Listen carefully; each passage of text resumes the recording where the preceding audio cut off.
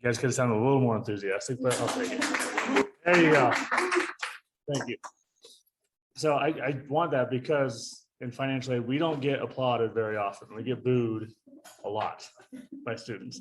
So financial aid is actually very simple for you guys. For us, it's more complicated because we have to actually process it and get everything squared away. But it all starts with the FAFSA. And the FAFSA opens up on October 1st of every year. So in less than a month or 2 weeks, it'll be open so you can submit next year's FAFSA. And we want you to do that as soon as possible because we get certain funding from the state. It's called the Colorado Student Grant that we award to students on a first come, first served basis. So the earlier you submit your FAFSA, the better chance you have of receiving that scholarship or that grant. And that grant is worth a maximum of $2,000 per semester if you're full-time. And it may not sound like a lot, but $2,000 is a good chunk, especially if you get the Pell Grant, which also comes with the FAFSA. If you get the Federal Supplemental Education Opportunity Grant, we call it SCOG. That's more money, more free money. That free money will hit your account before anything else, before loans will hit your account. We want them to hit at the same time as scholarships, PHEF scholarships, foundation scholarships, third-party scholarships. We want those to hit your account first. That way you can see if your entire bill is covered. And if not, do I need to take out student loans? How much do I need to take out? That kind of thing. And we want loans to be the last option. We understand that sometimes unexpected expenses show up, like your car breaks down or your computer crashes and you need to get a new one. You don't have the funding right away. You can accept your student loan and use the money to replace it or to fix your car. So, but we want student loans to be the last line. How many here have never taken out student loans before? Okay, so first time loan borrowers, there's a thing, by the way, congratulations. I like that. But with student loans, the first thing you'll learn is for first time loan borrowers, the Department of Education has a mandatory 30-day hold on your first disbursement. 30 days from the start of the semester. So this semester started August 22nd. 30 days from that is September 21st. So your student loan can't disperse before September 21st, which is next Wednesday. But so just keep that in mind. Don't accept your student loan and really think, hey, my Pell Grant paid, my scholarship paid, where's my student loan? First time loan borrowers have that mandatory hold, okay? And there's nothing wrong with taking out student loans. If you need them, that's what they're there for. But as long as you're responsible and only taking out what you need, the amount that you need to cover your tuition fees and cover your expenses and have a plan for paying it back or start paying it back when the time comes, student loans are fine. It's an instrument that we use. But again, we want you to look for scholarships as much as possible. Explore every avenue of free money. COSI is a good one. PHEF, PACO, in case no one has heard of PACO, Pueblo African American Concern Organization. You don't have to be African American to qualify for or to apply. You just have to maintain a 2.5 GPA and have graduated from a Southern Colorado high school or have recently attended CSU or PCC.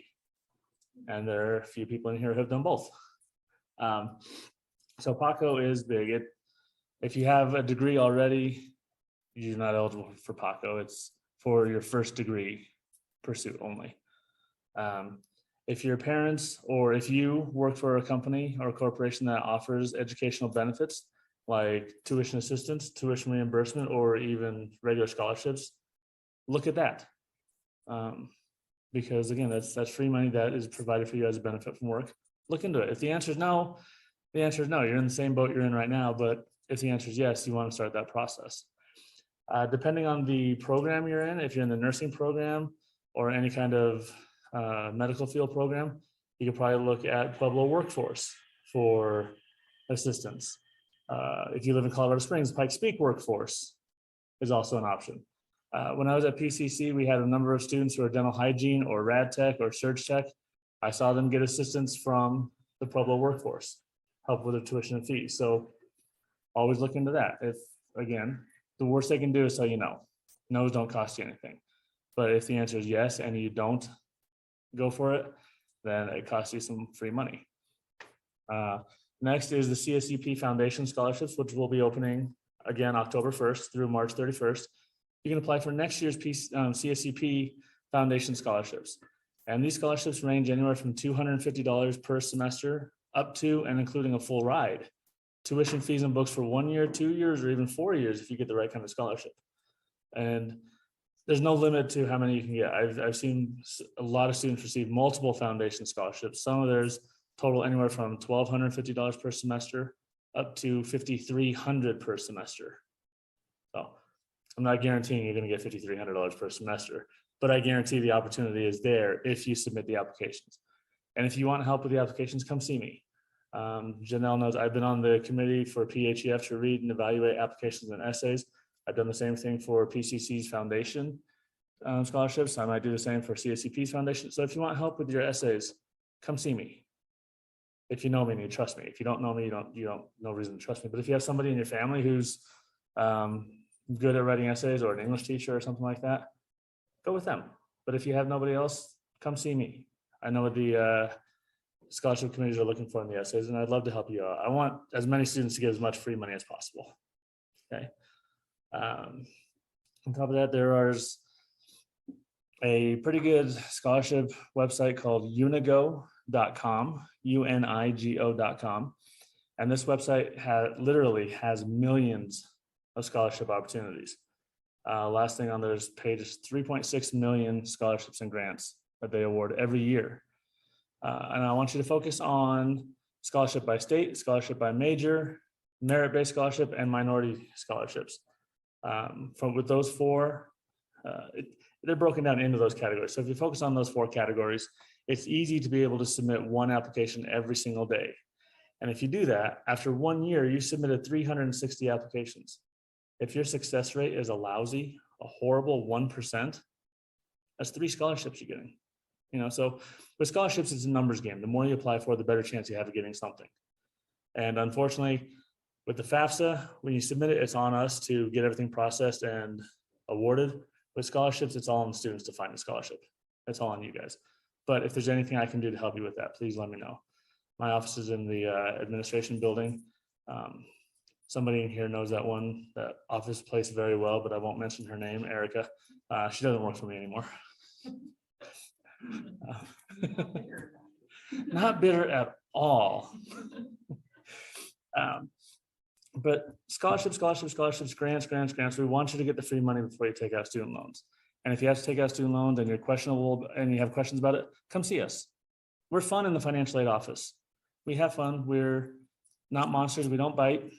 People are afraid of financial aid because money is intimidating and it's frustrating at times, but come see us. We'll give you all the information we need you to have before you make your decisions. Okay. Disbursements with financial aid, like I said, scholarships and grants always want to go before loans. But disbursements typically start the week before classes start, and they run basically every day. So if you accept your student loan, it takes a day to originate and it'll pay out the next day. So loans come pretty fast. Grants, if you come in, Myra, you come in and say, I need a little extra money this semester, I might look at your account and say, you know what, you're eligible for Colorado Student Grant, but you didn't get it. I can put it right on your account. It'll disperse the very next day. Okay, so there are options. Any questions so far about financial aid? Anything scary about financial aid or something that you don't understand that you're thinking it might help to understand? Can you help them understand how, so you talked about getting your scholarship and getting all of the things that are allocated to your bottom line, Mhm. and then what you have remaining. But at the end of the day, if you get scholarship money and your financial aid package is skewed by that, can you explain where you potentially wouldn't get your full scholarship amount? Yes, that's a good question. So scholarships and grants do impact your financial aid eligibility. And everybody's financial aid situation is different. You might submit your FAFSA saying you're a resident, you live at home.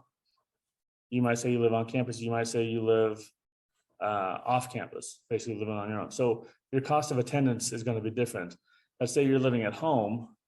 Your cost of attendance is probably around $20,000, which means you cannot receive more than $20,000 of financial aid and scholarship combined.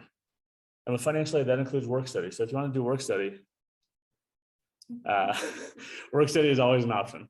But let's say you have a 0 EFC, which is the best you can get. That means you get the most Pell Grant you can possibly get. You have a $20,000 cost of attendance, 0 EFC gets you almost $7,000 in Pell Grant. Add $4,000 of Colorado student grant to that, that's $11,000 right there, which means you can only get $9,000 of remaining financial aid and loan, work study and scholarships. So if you get the Reicher scholarship, some people get the Reicher scholarship, that could be awarded $9,000 right there. So all of a sudden, you have no room for a PHEF scholarship. You have no room for work study. You have no room to take out student loans. So you got to be careful with what scholarships you get, how you fill out your FAFSA, because if you say you live at home, it will drop your cost of attendance, and we can't exceed that. If you are, here's the fun part, if you're a non-resident student and you live off campus, your cost of attendance is going to be around $33,000, $34,000. $7,000 of Pell Grant, you're not getting the Colorado student grant. So that basically means you can get all the scholarships you want. If you don't submit a FAFSA, or even if you do submit a FAFSA and you're not Pell eligible, you can receive as many scholarships as you can possibly get. If your cost of attendance is only $20,000 and you get $28,000 worth of scholarships, that's fine. It's just that with Title IV funding, we can't let Title IV funding, which is the financial aid, Pell Grant, Colorado student grant, loans, work study, we can't let Title IV funding and scholarships bump you up over your cost of attendance. The only way we can do that is if you're getting Pell Grant only. If you get Pell Grant only, no Colorado student grant, no work study, no SEOG, no loans, you can get Pell Grant of $7,000 and $25,000, $26,000 worth of scholarships. That still puts you over your cost of attendance. That's fine. Pell Grant is an entitlement that you will get whether you want it or not, as long as you're eligible for it. So no, we will never reduce your Pell Grant. We will reduce all other awards to get you down to your cost of attendance, but Pell Grant is okay to put you over. Okay. And I fully anticipate, I have the checks from PHEF that I'm going to be awarding this week and next week. I fully anticipate having to call some of you saying, you got too much money, you received too much financial aid, you're taking out your loan. Can we reduce your loan so we can fit the scholarship in there? Please, please, please, everybody say yes, because that's less money you have to pay back. You don't have, you don't have to pay back scholarships. So if you get a $2,000 scholarship each semester from PHEF and you don't have the room in your budget because you're taking out a student loan, we're going to call you and say, can you please reduce your loan by this amount? That way, one, you have less to pay off. Two, you're getting free money. Okay, so when financial aid calls, please call us back, or please answer the phone. Please set up your voicemails. I had to call somebody today to request to reduce the loan, and his voicemail has not been set up yet. So everyone, please set up your voicemail. We need to talk to you. But yes, so thank you. That's a good point. Scholarships, the more you get, it can impact how much financial aid you're eligible for. Yes. So I have a work study. Okay. Another one, and that also affects your financial aid package. Yep. Can you talk about that? Yeah, the work study also affects your financial aid package because, again, cost of attendance is a certain number. Pell Grant, Colorado student grant, SEOG grant, subsidized loan, unsubsidized loan, work study, Parent Plus loan, sometimes everything goes up against your budget. So if you've taken out max loans and you get max grants, chances are you're not eligible for work study unless we reduce your loans. If you haven't accepted your loans, then yeah, we can cancel them or reduce them and set up the work study for you. But work study will go up against will cost you some of your financial aid sometimes. And it has to be one stipend, 1 hour a week. Up to. Yeah, you can't have two federal work study positions. Yes. Yeah, so as far as they might have changed this, but I didn't know you could do work study and student hourly together. So, I don't know. okay, I don't think you can. I honestly don't, because work study, you can only work 20 hours a week. Student hourly, you can only work 20 hours a week. So I don't think you can combine them and say, okay, now I can work 40 hours a week. Well, not with 40, but Yeah. 10 and 10. 10 and 10 might be possible. I would check with Kristen Olgeen. She's our student employment specialist in the financial aid office. She'll answer that for you. She knows all that stuff. I've never worked work study, so I'm slowly learning as much as possible. Yes, I was gonna say, so you can do work study and hourly. you can. You can't do two work study. Okay. You can't do 2 hours. Wow. Okay, so work studies, you only want. And student hourly does not go against your financial aid. Yeah. Work study goes against financial aid because it's part of the financial aid award process. Student hourly is not. It's just, but just the different departments have different budgets and they can afford students. Financial aid office, we can't. So, and Erica is a perfect candidate or example of this. When you got your work study, then we had to cancel a couple of grants. We had to cancel a couple of grants in order to fit that work study in. But then when she took her stuff and ran, she I'll send you flowers. okay, thank you. When she had to resign because of her scholarships, we reduced the work study award just to what she'd earned, and then we were able to put those grants back out there.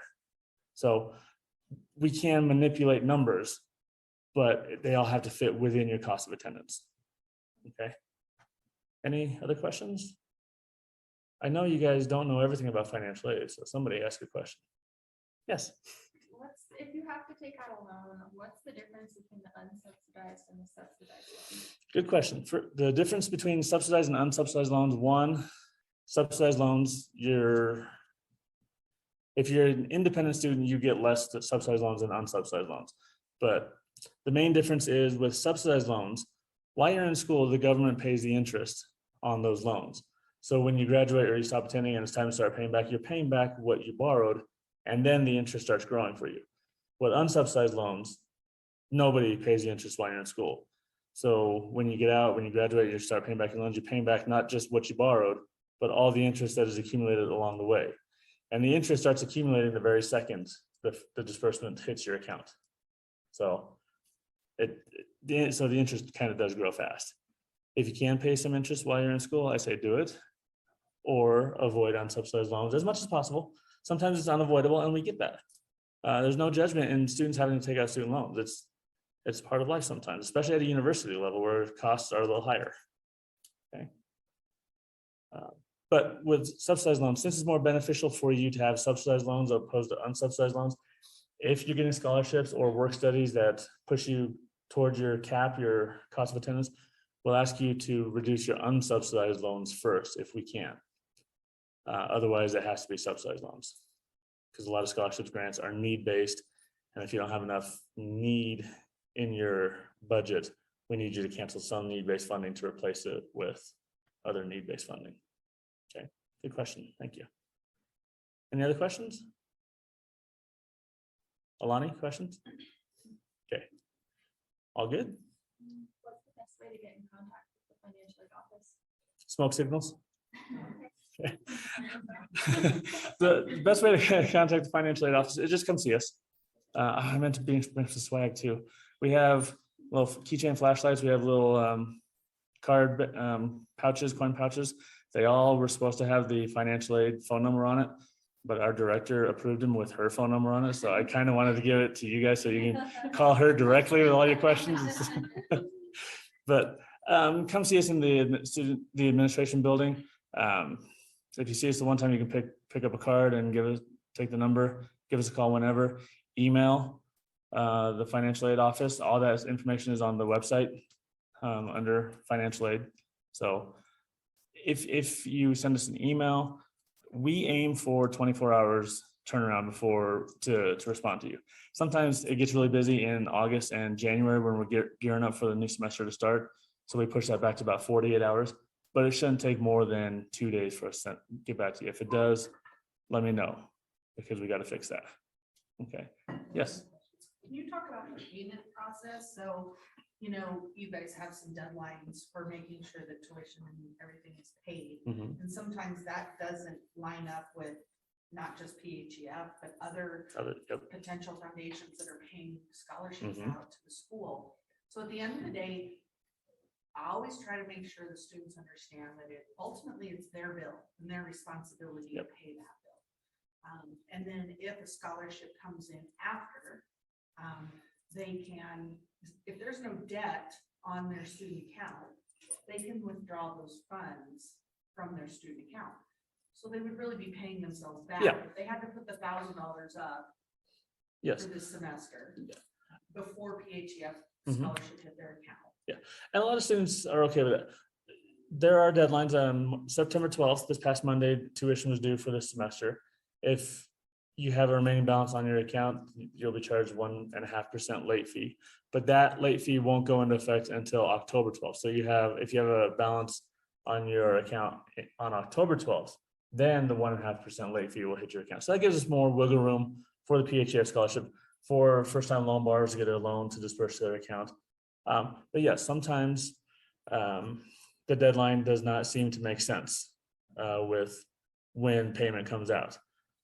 Because a lot of times students think, oh, when I was at PCC, payment was due the day before census date, but financially would not pay until the following Monday. So people were really confused. How does that work? And that's a lot of the same things here. Your financial aid might not be set up in time. Sometimes because students fill out their FAFSAs too late. I don't ever want that to be your guys' problems. That's why I said fill them out next month. But sometimes a FAFSA comes in needing so much help. Verification, might have to do a dependency override or a special circumstances evaluation. All those things will postpone your payments, all your disbursements. So sometimes it will push it back past the tuition deadline. As from what I understand, I don't think CSCP doesn't drop students for non-payment.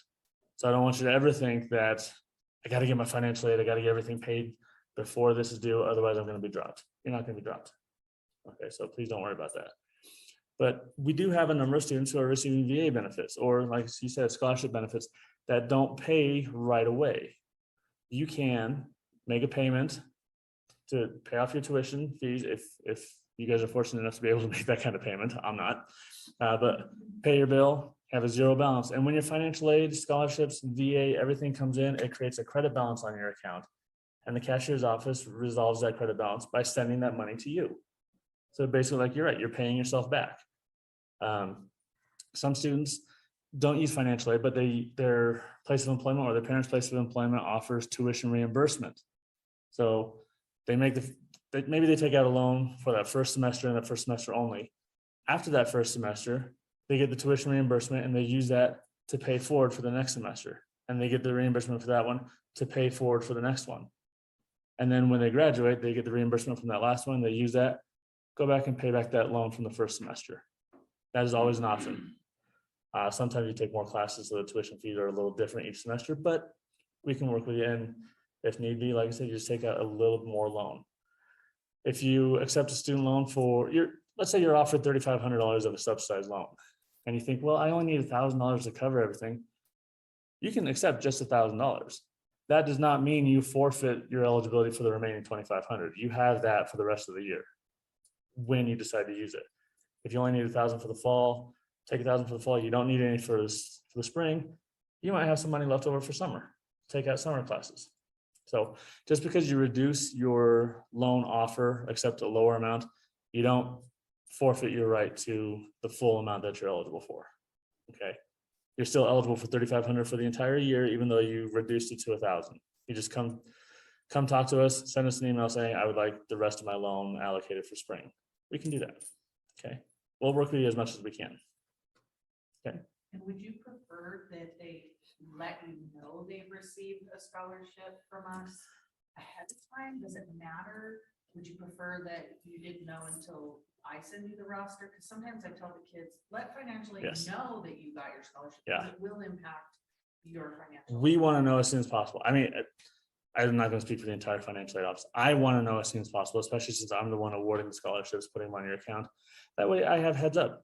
If you're offered a $3,500 loan, but you're getting $4,000 from PHEF for the year, but you only have room in your budget for $1,000 more, I can reduce your loan offer to make sure that you get some loan and you get the scholarship in its entirety.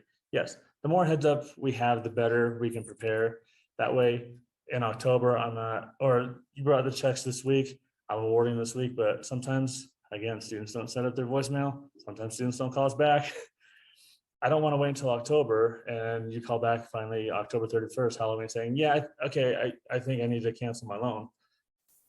Yes, we can do it, but we want to get that money on your account as soon as possible, because with the checks that come in, I can't deposit the entire check unless all of the students on that scholarship check can be awarded. So you could be holding up someone else's scholarship. Don't do that, it's selfish. Okay. But yeah, if you know you're getting a check from the Ute Mountain Pass tribe or the Comanche tribe or whatever other kind of funding you're getting, let us know. That way we can look at it and say, we need to reduce this and this to make it fit, especially if you want to do work study. Because I don't want to get to a point where we say, well, we can cancel your loans or cancel your work study, and you decide to cancel work study. No, let's cancel the loans. So let us know ahead of time. That way we can get everything set up correctly. Okay. Yes. Can you explain how the disbursements are affected by when students have classes that don't start at the same time? Because that's Yes. one thing that a lot of students are confused with. Very good question, and thank you. So you learned something in your time in the financial aid office. 3 weeks. 3 weeks, exactly. And you probably got like 5 or 6 students asking about it. Yeah. So that's a good point. Financial aid, especially mainly grants, sometimes loans, but mainly grants are affected by staggered start dates of your classes. If you're enrolled in 12 credit hours for the entire semester, that's considered full-time. But if you are in 6 credit hours that start in what's called fall A, the first 8 weeks, and then 6 credit hours that start in fall B, the last 8 weeks, since at the time we disperse, you're only actively enrolled in 6 credit hours, that's considered half-time. So you get half your Pell Grant, half your Colorado Student Grant, half your SCOG grant. If you're getting the Presidential Merit Scholarship or any other auto merit scholarships that require full-time enrollment, that's going to be put on hold until the fall B, the second 8-week classes start, because at that point, then you'll be actively enrolled in 12 credit hours. So your grants will be held up by staggered start dates. Sometimes you're enrolled in 6 credit hours, and then 3 weeks later, another class starts to make you at 9, and then 3 weeks later, another class starts to make you 12 credit hours. At first, you're getting half-time, then you're going to get another disbursement to make you 3/4 time, then you're going to get another disbursement to make you full-time. So that could also affect your balance being completely paid off, and that could lead to a 1.5% late fee on your bill. So that's a good point. If you're enrolled in 6 credit hours only, and you're only eligible for student loans, and first 8 weeks are 3 credit hours, second 8 weeks are another 3 credit hours. At first, you're less than half time, and in order to get student loans to disperse, you must be enrolled in at least 6 credit hours. So your loan's not going to disperse, even though you're enrolled in 6, you're only active in 3. So the loan will not disperse until that second class starts. It's confusing, I know. This is not something that I dealt with at PCC, so this is new for me as well. But the more I think about it, it makes sense, because at first you're only half time until you start your other classes, which put you at full time. So that does it. Same thing with Colorado Student Grant and SCOG grant. If you're enrolled in, you have to be enrolled in at least 6 credit hours to get those grants. So if you're only enrolled in 3 to start, and then 7 or 8 that start later on, you're not going to get any of that until the later on classes start. Okay, does that make sense? Anybody question on that one? Yes. We can't have like the late fee waived. If like the whole bill isn't paid off. That unfortunately is not financial aid's call. That's a BFS, Business Financial Services call. And billing basically is the short term for it. They have their offices in our office as well. They have their work studies sitting at the front desk, like my counselors in my work studies. So if you have questions about that, you can definitely come in and ask and explain. Your policy says that I can't get all of my funding until these classes start, but until these classes start, I'm going to be charged a late fee. Talk to them. They're reasonable people, from what I understand. I don't talk to them very often. But just ask the question again. Always ask the question. The worst thing that's going to happen is you get a no, you know. But if the answer is yes, and you don't ask the question, you're missing out on